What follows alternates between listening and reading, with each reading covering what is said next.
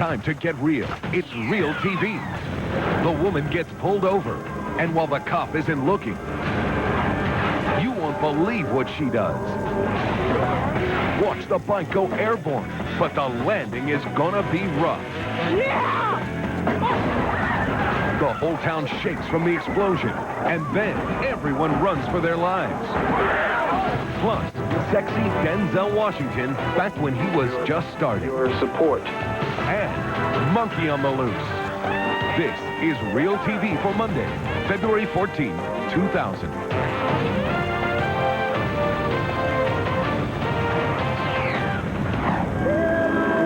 In today's top story, police in Burlington, Kentucky pull over this car for driving erratically.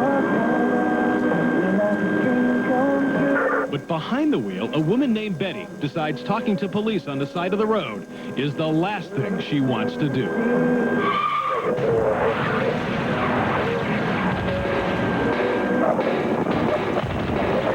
For nearly 45 minutes, Betty leads cops in a chase over treacherous roads, through small towns, and along rural farmlands.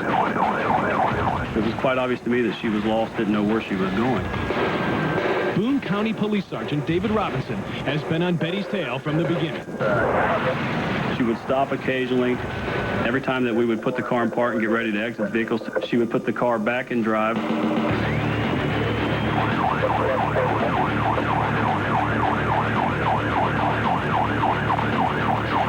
At one point, Sergeant Robinson and Patrolman David Fields have her blocked in. We were at a dead-end portion of the road there, and I was thinking that this is where we'll be able to box her in. We tried boxing her in. She was able to squeeze between our cars and then continue on down the road.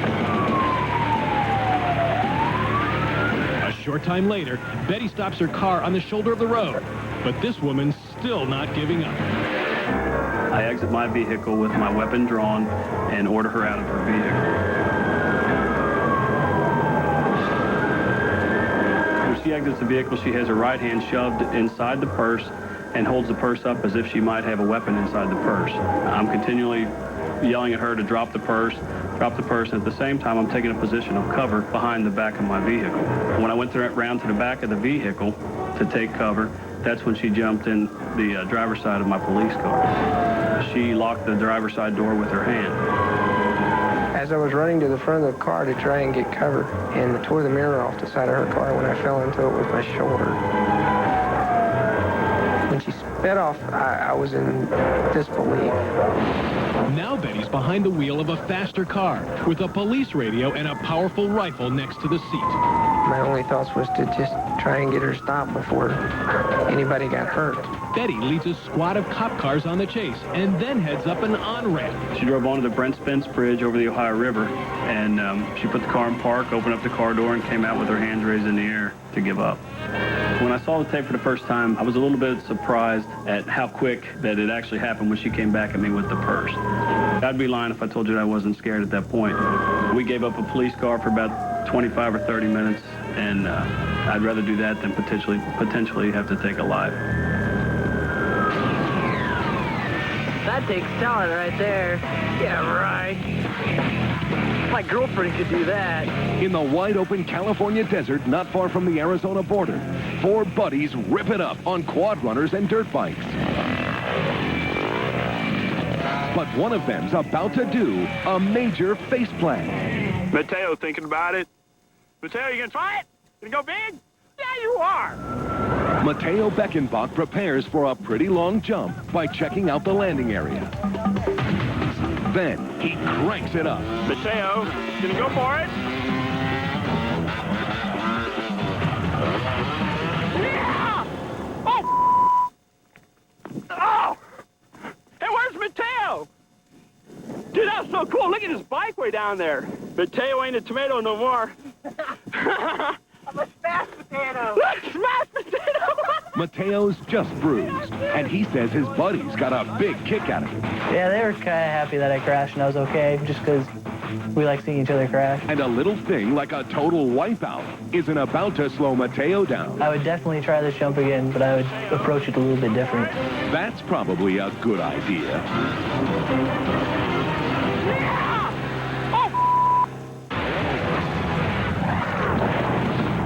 video cameras are rolling around the world. In South America. In North America. Right in your backyard.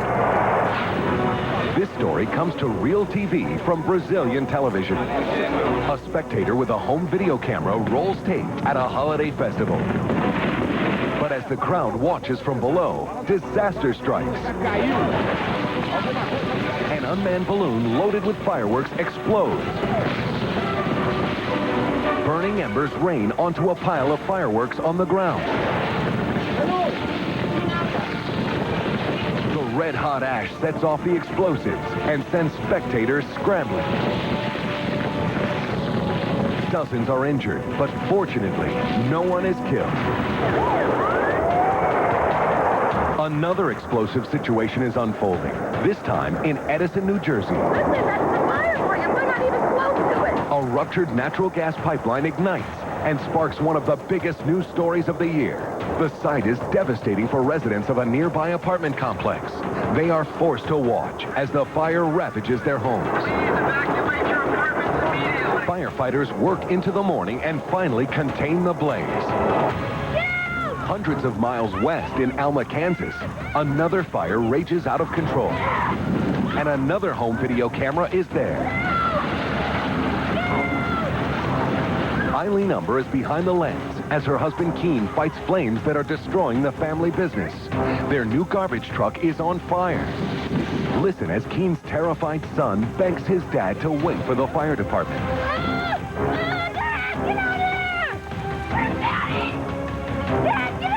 Firefighters finally arrive and join the battle. Keen's efforts pay off. Damages to the truck are minimal, and the family business is saved. 3 spectacular moments. Each a powerful explosion. All captured on home video. Titusville, Florida. A half-eaten banana lies on a rooftop. That could only mean one thing. There's a pet monkey on the loose.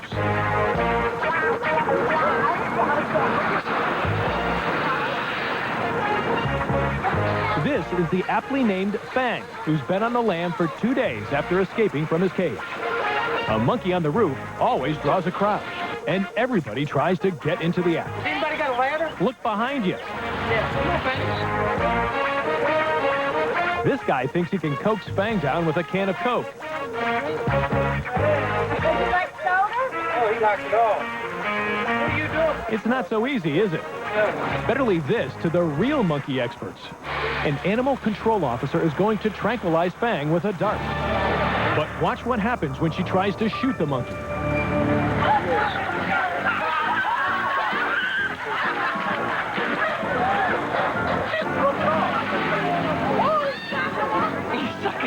And for a minute, it looks like Fang is going to actually drink the tranquilizer. But he doesn't take the bait. And the chase is on.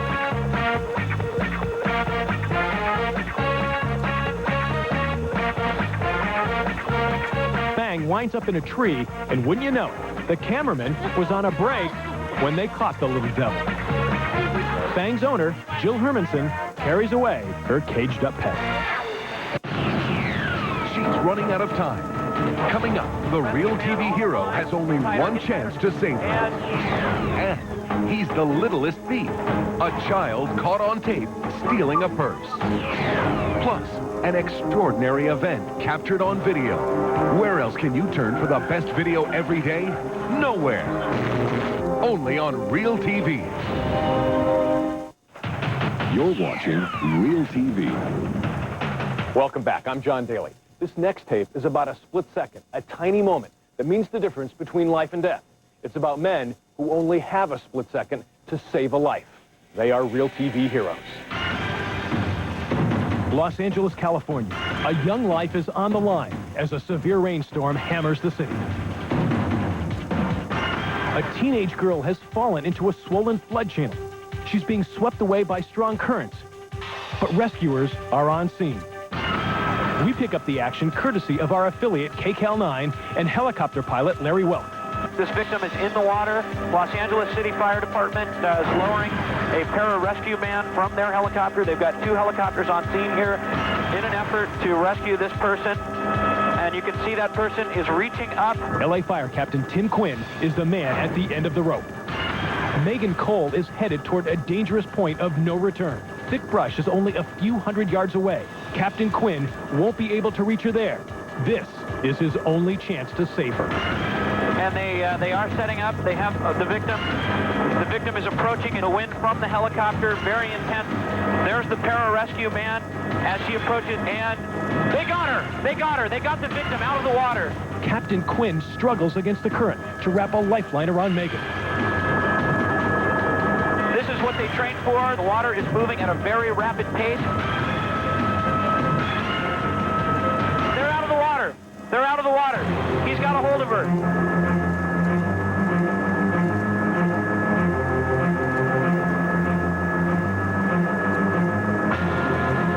The 30-year fire department veteran tells us that the hardest part of the rescue was actually catching Megan. As soon as I hit the water, I begin to adjust by steering with my feet in the water. I can move laterally in the water, left to right, to gain alignment with the victim that's coming down and try to anticipate where she's going to be when she gets to me. They got her. They got her. They got the victim out of the water. I told her, I've got you. You can relax, and we're going to be fine. And here, let me hook this up. And once I got her hooked up, I said, now we're in good shape. And then I gave them the signal to lift me up, which is a tap on the top of the head, and away they go.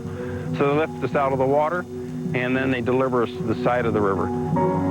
She did fine. She did real good. Yeah, she was very anxious to have us rescue her. She kind of had an idea that it was all going to go as planned.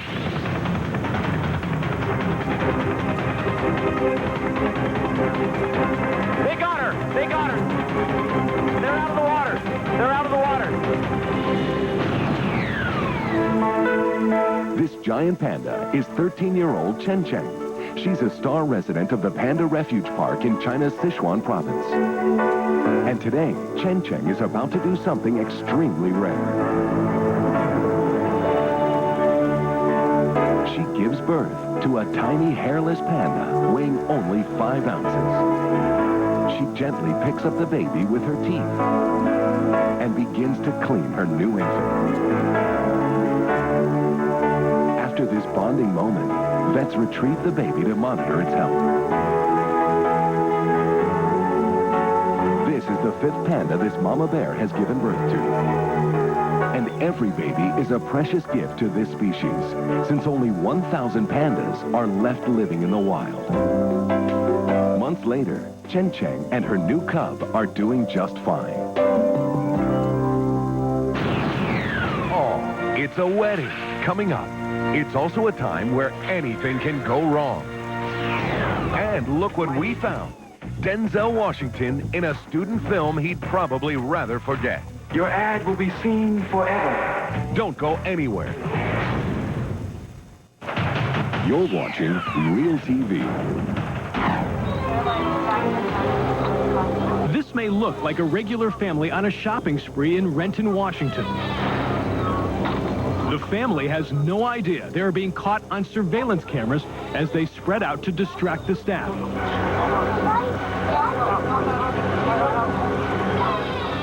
Now keep your eye on the little boy. This is disturbing video of a tiny thief at work in Terry Lynn Perry's bridal shop. I was very upset when I saw a child doing that. I couldn't believe it. This kindergarten crook ducks around the corner. You can just see a hand dragging my purse out of view, and then he shoves the purse back, and he walks out and goes to the man that had been waiting for him. And the whole bunch leaves. It was only later that Terry Lynn realized she'd been ripped off. The kid snatched $210 from Terry Lynn's purse. But the bridal shop owner's much more upset about a mere child being given lessons in larceny. I just think it's disgusting that they're teaching these children to do this.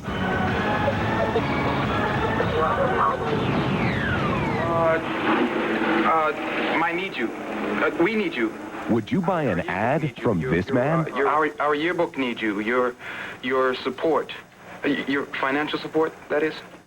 It's a struggling Denzel Washington, playing a high school student, selling ads for a yearbook. Would you like an ad that'd be seen by every kid in my high school? We put out a casting call, and we had a lot of people show up. Denzel just happened to be one of the people that showed up. Dave Marcus produced and directed this student film called High School Yearbook in 1975. Back then, a 21-year-old Denzel Washington was taking acting classes. He had a presence to him, and I just knew that I had to use him in the film. Your ad will be seen forever. The film went nowhere until years later, when Marcus spotted Denzel on TV's St. Elsewhere. That's when I said, oh, there's the guy that was in my film. The money that comes from advertisement will go to help pay for our yearbook. Denzel, like everybody else, forgot this movie. Denzel didn't remember doing the film, and then he didn't remember if he got paid or not. And then he was wondering if I owed him some money. But, you know, I did pay him. I did pay him $25 a day. $25 a day. A bargain for a future Oscar and Golden Globe winner who started as a salesman. Sure. How about 3 pages of the homecoming game in color? Hi, I'm Kristen Eichel. In case you're feeling romantic this Valentine's Day, here's a story for you. Weddings are supposed to go off without a hitch, right? But as you'll see, anything can happen when the couple says, I do. Some say getting married is a gamble, but these couples seem to tempt fate right from the words I do. We now pronounce you man and wife. You may kiss the bride. Jay and Michelle Deacon get hitched at an Idaho Falls radio station. All right, kids. A video camera follows the wedding party outside, where Michelle's son Jake is about to release some balloons. They notice some power lines, but decide to throw caution to the wind. And they go where they go. Let them rip, baby. Hold on, a little tighter.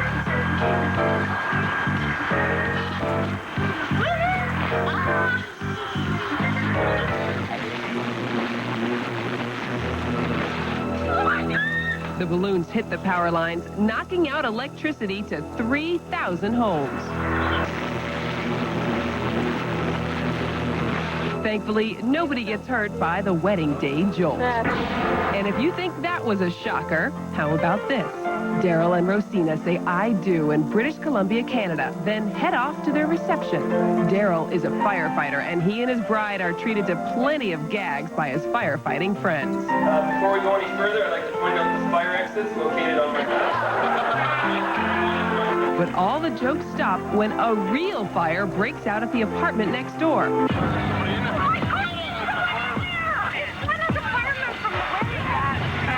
The wedding party gets there before the fire trucks and helps put out the fire. And they're not the only ones whose wedding day goes haywire. Even flowers can catch fire. These doves won't fly. They must be tranquilized. This glass won't break. And this bride can't keep a straight face. Open to the spiritual potential in all. Then there's this groom who isn't ready for his close-up or his kiss.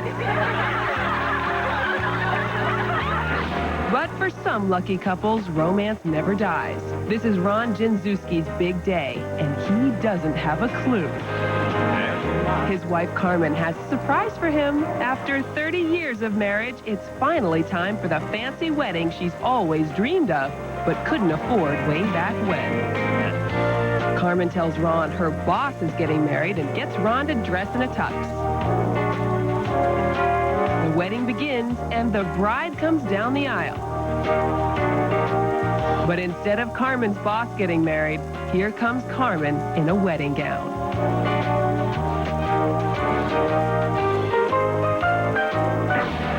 Happily, in spite of nerve-wracking nuptials and wedding surprises, love conquers all. RealTV sends a happy Valentine's Day to you all. Tomorrow on RealTV, we've got the frightening drive on the highway engulfed by smoke and flame. Slow down. You got to slow down a lot. Slow down, dude. And the base jump that goes terribly wrong. That's tomorrow. Still ahead today, mountain biking to the extreme.